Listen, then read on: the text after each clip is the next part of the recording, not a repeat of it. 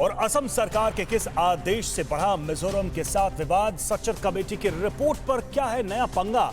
क्या खेला होवे पर गीत लिखेंगे जावेद अख्तर? सियासत से जुड़ी अहम खबरों के लिए देखते हैं टॉप 9 राजनीति। गोवा के मुख्यमंत्री प्रमोद सावंत के बयान पर विवाद बढ़ गया है। सावंत ने सदन में चर्चा के दौरान कहा था कि जब 14 साल के बच्चे पूरी रात समुद्र तट पर रहते हैं तो माता पिता को आत्ममंथन करने की जरूरत है। सिर्फ इसलिए सरकार और पुलिस पर जिम्मेदारी नहीं डाल सकते कि बच्चे उनकी नहीं सुनते।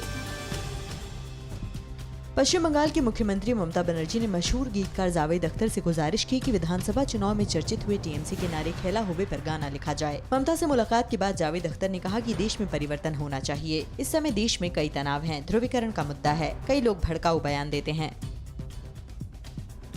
यूपी बीजेपी के बुकलेट में रामलला की तस्वीर पर जारी बहस के बीच प्रदेश के डिप्टी सीएम केशव प्रसाद मौर्य ने कहा कि बुकलेट पर रामलला की फोटो पर हमारी आस्था है, हमने लगाया है। इनको क्यों मिर्ची लग रही है, वे भी लगा लें फोटो। आम आदमी पार्टी, वीआईपी, ओवैसी और अन्य पार्टियों के चुनाव लड़ने पर मौर्य ने कहा कि 60% वोट हमारा है, बाकी में बंटवारा है और उस बंटवारे में भी हमारा है।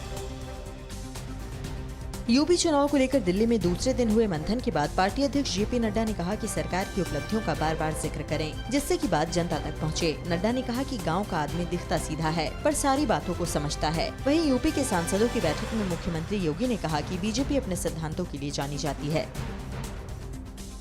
राहुल गांधी ने फिर से राफेल डील में करप्शन का आरोप लगाया है। राहुल ने कहा कि राफेल डील में भारी करप्शन हुआ है। अपनी बातों को मजबूती देने के लिए राहुल ने महात्मा गांधी के उस वाक्य का जिक्र किया जिसमें बापू ने कहा था कि अगर आप सही हैं और आप ये जानते हैं तो जो सच है वो कहिए, अगर आप अकेले भी हैं तो सच सच ही रहेगा। असम सरकार ने अपने नागरिकों के लिए एडवाइजरी जारी कर कहा कि वे मिजोरम की यात्रा न करें। सीमा विवाद को लेकर दोनों राज्यों के बीच तनाव लगातार जारी है। इस बीच असम सरकार ने एडवाइजरी जारी कर दी है। वहीं मिजोरम सरकार ने गृह मंत्रालय से अनुरोध किया है कि वो असम सरकार को इस तरह की गतिविधियों से परहेज करने और आगे संघर्ष से बचने के लिए निर्देश दें।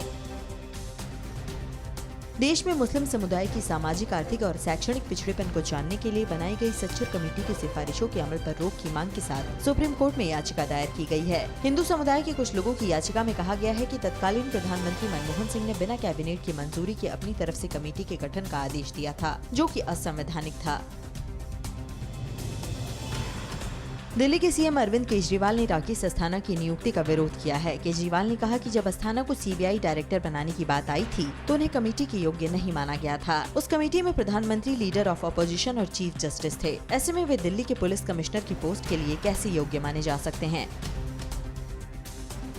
चुनाव नजदीक देख पंजाब में तमाम राजनीतिक पार्टियां दलित वोट बैंक को साधने में जुट गई हैं। सीएम कैप्टन अमरिंदर सिंह ने आने वाले विधानसभा सत्र में पंजाब एससी वेलफेयर बिल लाने का ऐलान किया है। इस बिल के तहत शेड्यूल कास्ट के लोगों के वेलफेयर के लिए बजट में अलग से वेलफेयर फंड रखने की पंजाब सरकार की तैयारी है।